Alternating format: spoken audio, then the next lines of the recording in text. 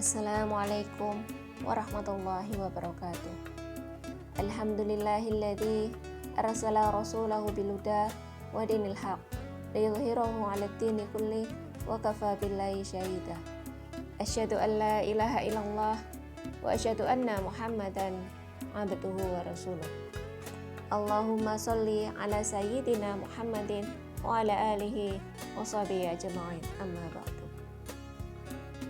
Alhamdulillah, rasa syukur kita panjatkan kehadirat Allah Subhanahu wa taala atas segala nikmat, rahmat yang Allah berikan kepada kita. Sehingga pada hari ini kita masih diberikan umur yang panjang dan bisa melaksanakan puasa Ramadan dalam keadaan sehat walafiat. Salawat dan salam semoga kita curahkan kepada Nabi kita, Nabi akhir zaman, Nabi pembawa risalah Islam, Nabi Muhammad SAW, yang syafaatnya akan kita nantikan di yaumul qiyamah kelak.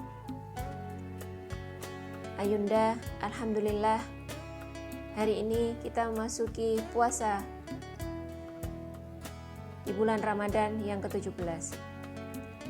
Peristiwa ini mengingatkan pada peristiwa nuzul Quran atau peristiwa diturunkannya Al-Quran. Al-Quran diturunkan oleh Allah pada tanggal 17 Ramadan tahun 610 Masehi.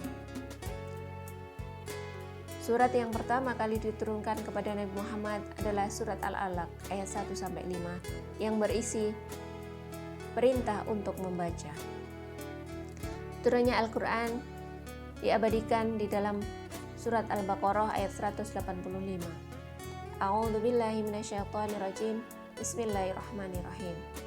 Syahrul Ramadan alladzi unzila fihi al-Qur'an hudan lin-nasi wa bayyinatin minal huda wal furqan faman syahida minkum syahra falyasum.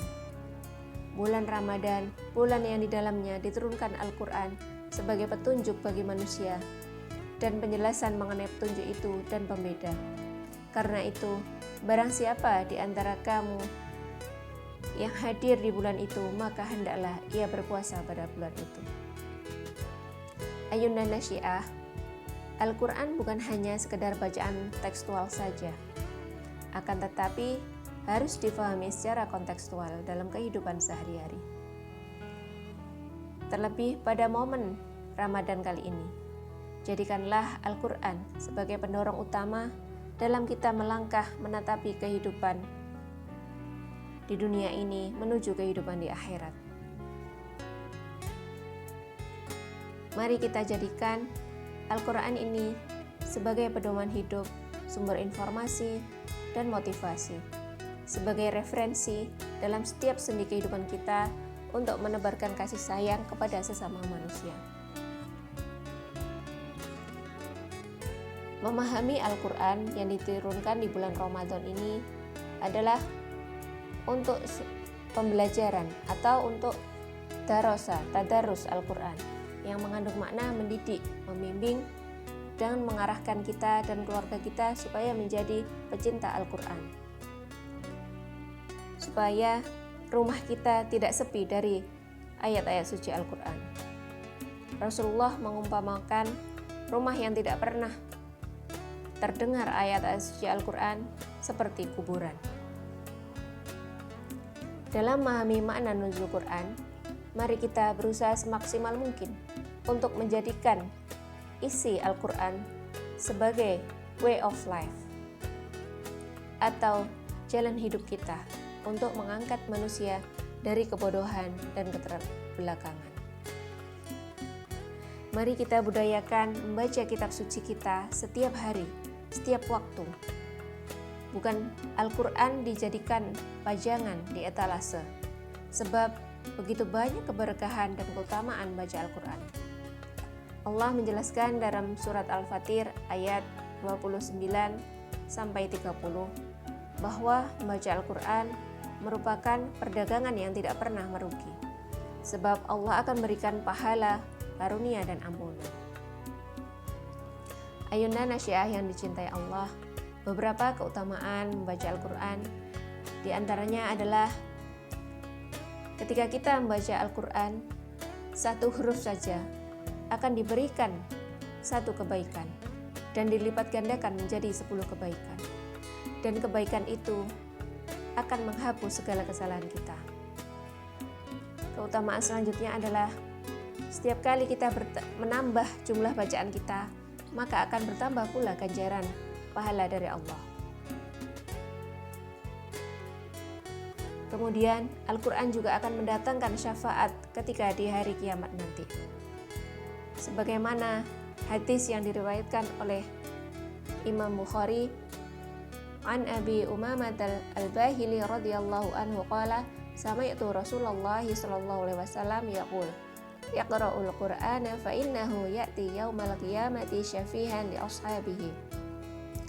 Abu Umamah al-Bahili radhiyallahu anhu berkata, aku telah mendengar Rasulullah SAW bersabda, bacalah Al-Quran karena sesungguhnya dia akan datang pada hari kiamat sebagai pemberi syafaat kepada orang yang membacanya.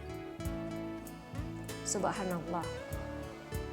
Keutamaan selanjutnya adalah bahwa Al-Quran akan mengangkat derajat orang yang membacanya di hadapan Allah.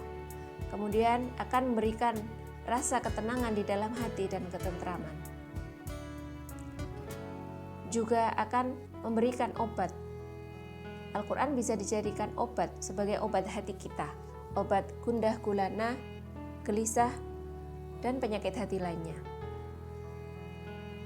Juga Allah akan menjadikan kita sebaik-baik manusia ketika kita berpedoman kepada Al-Quran dan kita membacanya setiap hari.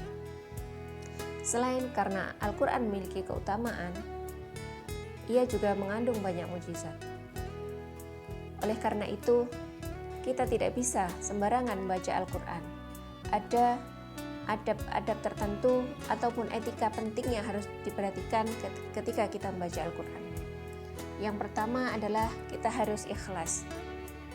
Kita harus memiliki niat ikhlas mengharapkan ridha Allah. Bukan niat ingin mencari dunia ataupun niat ingin mendapatkan pujian dari orang lain. Kemudian yang kedua, ketika kita membaca Al-Quran, usahakan dalam keadaan suci dan bersih. Suci dari hadas. Kemudian yang ketiga adalah memilih tempat yang bersih dan yang suci.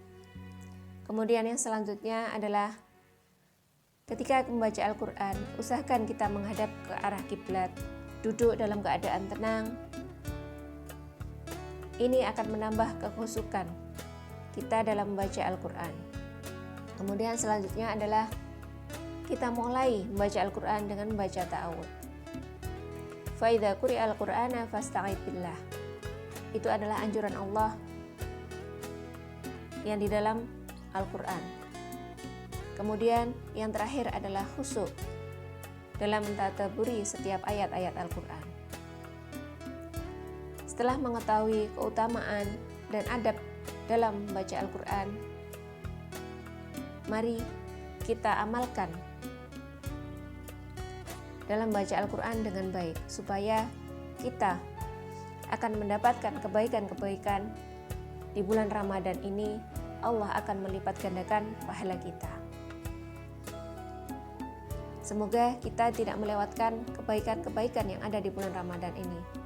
Apabila kita melewatkannya, maka akan sangat rugi bagi kita. Mari kita memohon kepada Allah agar kita diberikan keberkahan dan kebaikan di bulan Ramadan ini, sehingga Al-Quran bisa singgah di dalam hati kita dan jiwa kita. Sehingga setiap hari Al-Quran akan menghiasi kehidupan kita dan nafas kita. Semoga kita mampu memahami momen nuzul Quran ini dengan semangat untuk meningkatkan amal ibadah. Amin ya rabbal alamin. Sekian, semoga bermanfaat. Albiru man ittaqa. Wassalamualaikum warahmatullahi wabarakatuh.